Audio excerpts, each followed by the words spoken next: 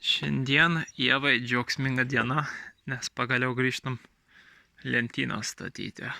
Čia lazeriai pajungiau, kad galėčiau pamatyti kokio aukščio. Aš čia su šituo įrankiu išpjausiu, kad galėtų įeiti iš priekio šitaip. Ir tenai yra viena lenta. Ir išpjausiu, kad galėtų tiesiog įeiti čia vietose, kur reikia. Čia su lazerio nupiešiau ir jau viskas čia kur tamsiau, tai viską nuimsiu. Tai su šituo čia jau išpjoviau ir dabar pabandysiu su kaltu išdaužyti.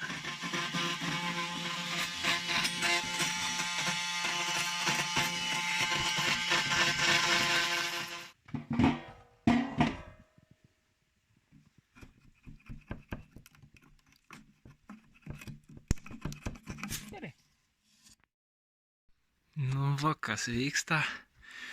Čia aš išpjoviau ir kadangi noriu, kad šitas dar giliau eitų, aš išpjausiu palei šitą kaną, kad dar giliai neįstų. Tai va, kiek išpjoviau sieną, kad įtilptų.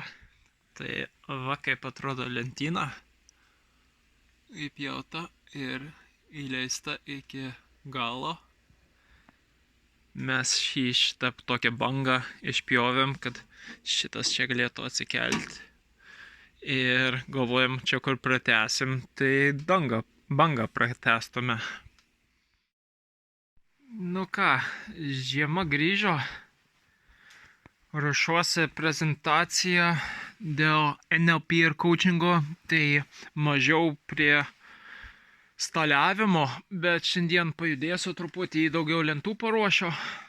O lauke kaupėsi sniegas, čia slidu, kaip kažinkas. Ir biški šviesesnė diena. Kaip kitaip atrodo, kai čia viskas balta. Ir dar va šitas lentas nuvalyti, jos tokios purvinos. O aš tai šitoj modai. Ieva dar išvažiavus, bet mačiau, kaip jinai padaro obuolių.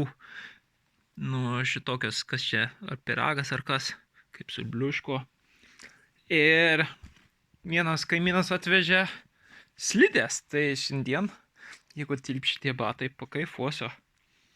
O šiaip atradau, čia, kad jeigu patraukiu stalus, nuo stalo ir krėslus, kad čia yra puikia vieta ir galėsiu šito subuoti pirmyn ir atgal. Ir kad čia galima daryti jogą. Labai faina, kai erdvė atsiveria.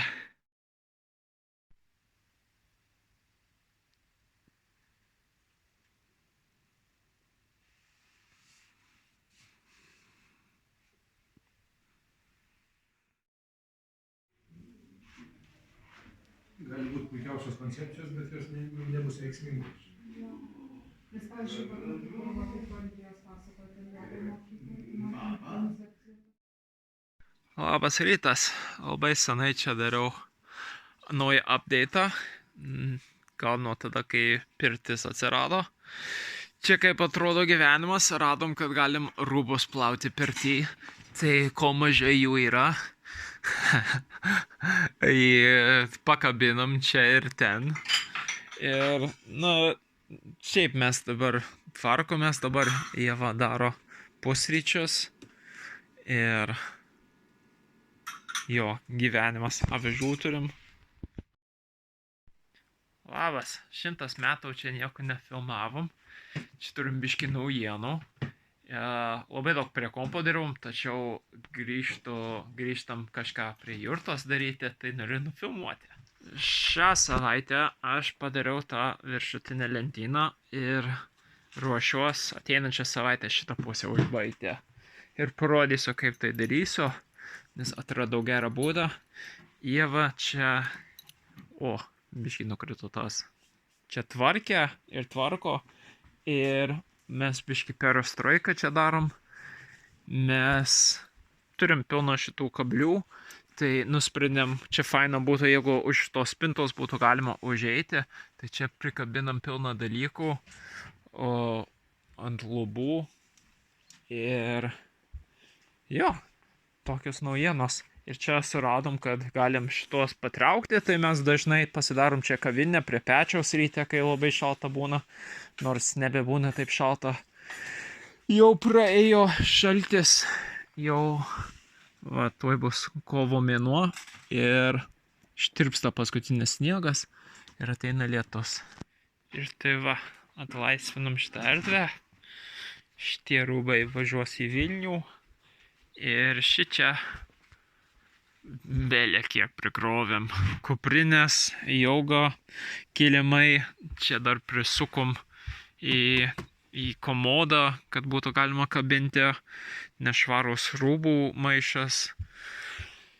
Ir šitą patraukim čia, turim kur laikyti mano įrankius, šičia dėžė.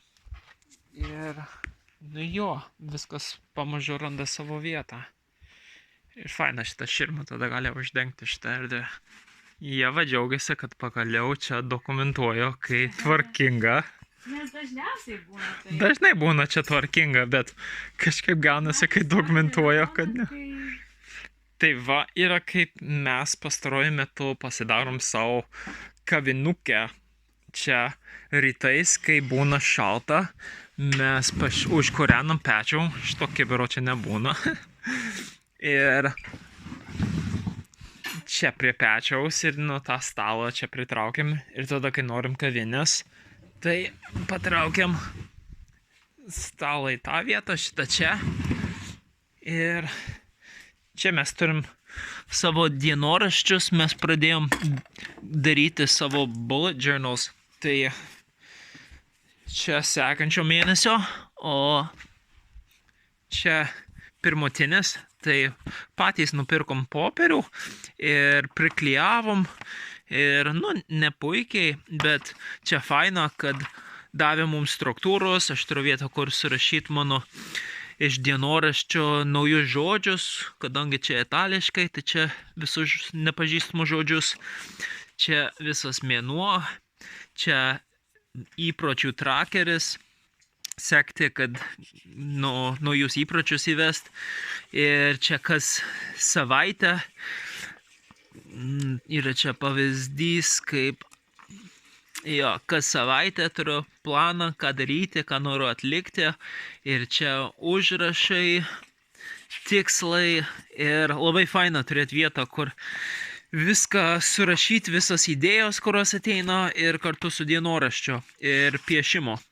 Tai tas labai pakeitė mūsų gyvenimą per šį paskutinį mėnesį ir labai daug struktūros įvedė, kad dabar keliamės 6 valandą kas ryt, išskyrus trečiadieniais ir sekmadieniais, kai leidžiam savo išsimiegoti ir daug daugiau atliekam.